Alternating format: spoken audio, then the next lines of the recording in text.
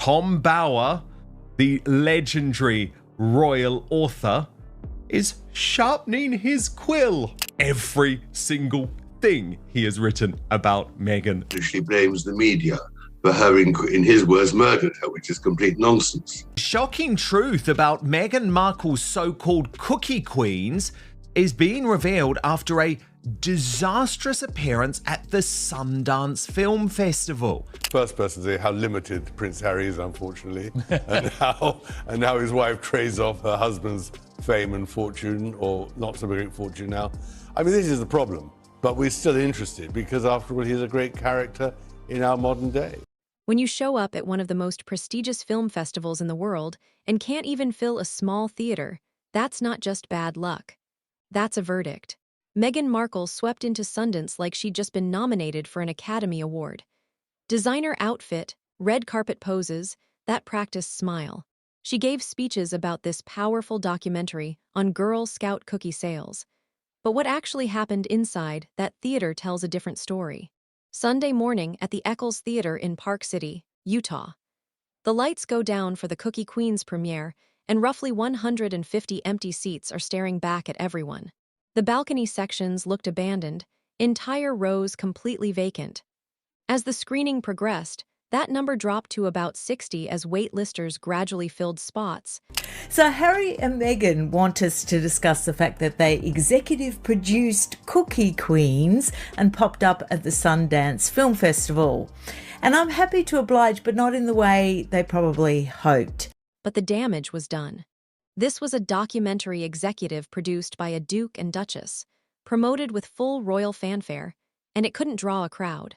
The night before, in that exact same theater, Olivia Wilde's film was so packed they turned away over 100 ticket holders. People who'd paid thousands for premium festival passes couldn't get in because every seat was taken. A small horror movie called Buddy left 40 people standing in freezing temperatures because it oversold. When actual filmmakers with actual buzz show up at Sundance, theaters fill. But when the Sussexes arrive with their executive producer credits, you get empty balconies and awkward silences. What happened on that stage before the screening reveals everything you need to know about how this whole thing operates. Film festivals have a sacred rule. The director speaks first, always. It doesn't matter if Steven Spielberg funded your movie or if Brad Pitt executive produced it. The person who actually made the film gets introduced and speaks before anyone else. That's fundamental respect in the industry. But Meghan had different plans. Perhaps. So he's they toddle over to Sundance, where allegedly they have produced, their names are on the stock as a producer, a documentary about Girl Scouts trying to sell their cookies. It's called Cookie Queen. Edge of your seat viewing, okay? Now, there are reports, the Daily Mail has, that the Sundance screening had rows and rows and rows of empty seats, while the Sussex squad, those nebulous 10 fans out there, claim that it was a standing room only, sold out screening, because who doesn't want to watch a bunch of 8-year-olds trying to sling some cookies over at the local Stop and Shop? The festival programmer stood there looking visibly uncomfortable, saying she didn't want to say too much before welcoming the director, then proceeded to introduce Meghan, Duchess of Sussex. She walked onto that stage before director Alice Anamias and launched into what witnesses described as a practice acceptance speech. She thanked her team at Archewell Productions, talked about how proud she and her husband are, went on about layers and complexity, and modernized girlhood experiences. The actual filmmaker stood off to the side waiting, while Meghan took the spotlight that wasn't hers. When asked the softball question of the century about her favorite Girl Scout cookie, she gave a vague non-answer about everyone having their favorites. She later told People magazine it's Thin Mints, but in the moment, Meghan was angling for an invite to this funeral. She saw it as an opportunity. She's not wrong there. These big celebrity funerals, they're not like ours. They really are networking moments. I went to Joan Rivers' funeral. She couldn't commit even to that. Everything has to stay flexible, stay open to interpretation, never pinned down to anything specific. The timing of all this makes the whole situation even more absurd. 4 days before showing up at Sundance, Prince Harry sat in a London courtroom with tears in his eyes. He testified about how tabloid attention has made their lives absolute misery, how the constant media intrusion destroyed their privacy, how they just want to live quietly away from cameras and public scrutiny. The judge heard him describe the pain and suffering caused by press coverage. Fast forward 96 hours. Harry and Meghan are walking Sundance red carpets, posing for photographers, giving interviews, doing the full celebrity circuit. They showed up Saturday night for maximum press coverage, then came back Sunday morning for more. This wasn't a private screening. This was a deliberate publicity play at one of the biggest media events in independent film. You don't get to spend 1 week crying about media destroying your life, and the next week voluntarily flying to a film festival seeking that exact same media attention. Either you want privacy or you want to be celebrities. The choice can't change based on whether the coverage is flattering. Here's something most people don't know about Cookie Queens. Harry and Meghan came on board as executive producers in December 2024. The film was already complete, in the can.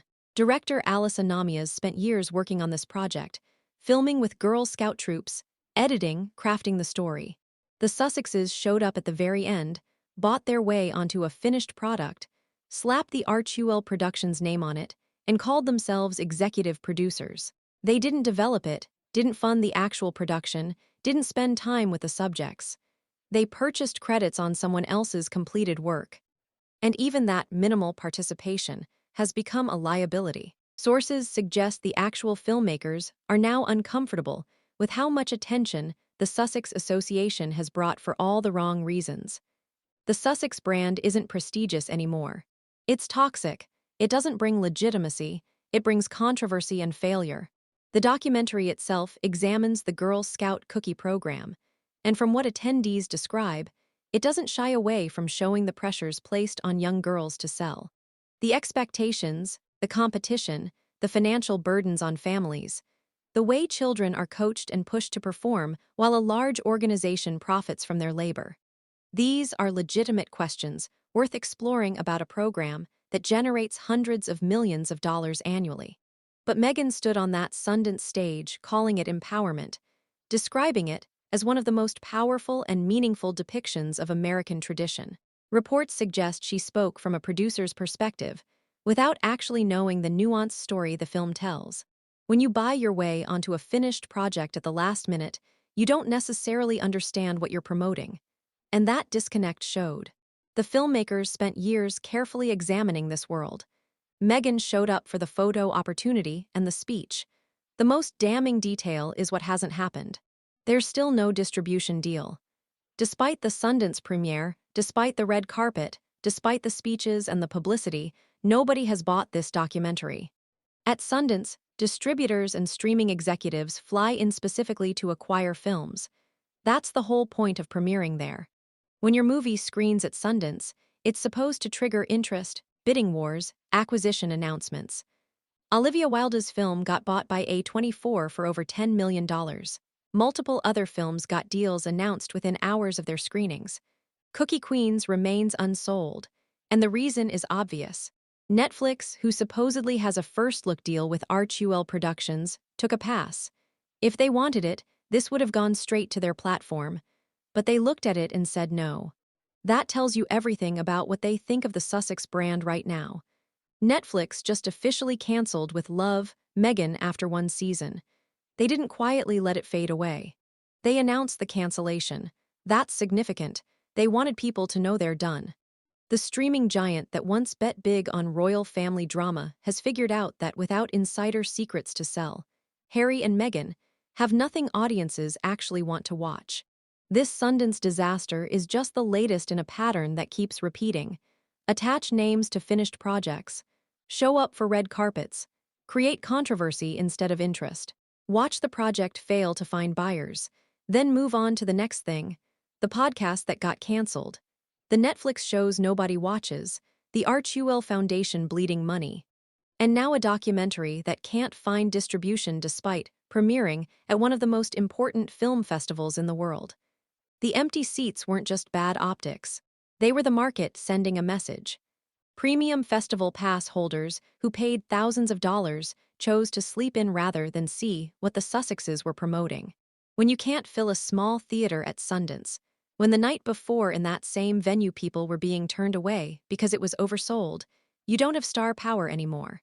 You have a brand so damaged that your involvement actively hurts the projects you attach yourself to. And that's exactly where things stand in January 2026.